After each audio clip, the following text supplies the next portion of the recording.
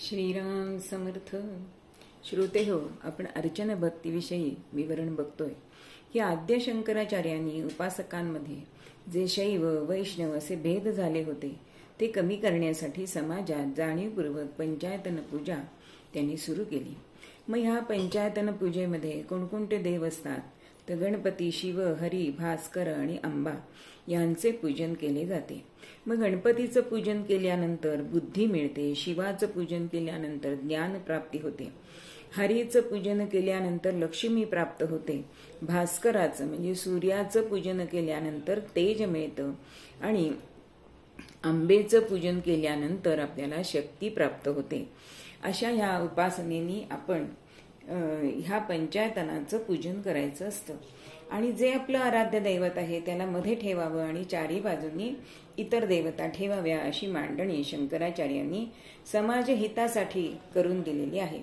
मग आता भगवंताची पूजा करायची म्हणजे त्याला काय काय द्यायचं असतं तर पत्रम पुष्पम फलम तोयम असं भगवंतांनी सांगितलेलं आहे. पण हे सगळं ईश्वर निर्मितच आहे, मग त्याचंच त्याला द्यायचं असा एक विचार आपल्या मनामध्ये येतो. मग हे सगळी ही आहेत प्रतिकात्मक आहे. म्हणजे आता विड्याची पानं ही आपण पूजेसाठी वापरतो, कारण तयारी देताना 25 विड्याची पाने असं गुरुजी सांगतात. मग विड्याचंच पान का? भगवंतांनी एवढी पानं निर्माण केली, पण त्याच्या मागे जर आपण सखोल दृष्टीने बघितलं तर आपल्याला असं दिसतं की विड्याच्या पानाचा आकार हा हृदयासारखा असतो. आणि हे सुचवण्यासाठी की मी माझी पूजा अर्चन भक्ती जी करतोय ती हृदयापासून करतोय, त्याच्यामध्ये माझा भाव असा हृदय वात्सल्याचा आहे. आता पुष्प, देवाला पुष्प कुठचं द्यायचंय तर देवानेच निर्माण केलेली पुष्प त्याला आपण वाहतोच, कारण आपल्याला 21 पत्री 21 फुलांची अशी नावं आपल्याला यादीमध्ये दिसतात.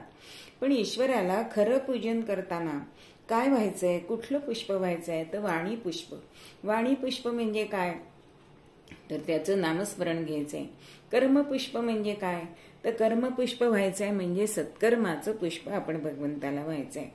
आणि हे जीवन पुष्प, हे जीवन त्यांनीच आपल्याला दिले आणि ते त्यालाच समर्पण करायचंय असं ईशपूजन करावं. मग फुलात जसा गंध असतो, रंग असतो, मकरंद असतो, मार्दव असतो, तसंच आपलं जीवन हे झालं पाहिजे. म्हणजेच आपल्या सत्कर्माच्या पुष्पाला सुवास आला पाहिजे, तो चांगल्या कर्माचा आला पाहिजे, त्याला रंग आला पाहिजे, तो भक्तीचा रंग आला पाहिजे. मकरंद कुठला असावा तर मग ज्ञानाचा मकरंद असावा आणि प्रेमाचं मार्ग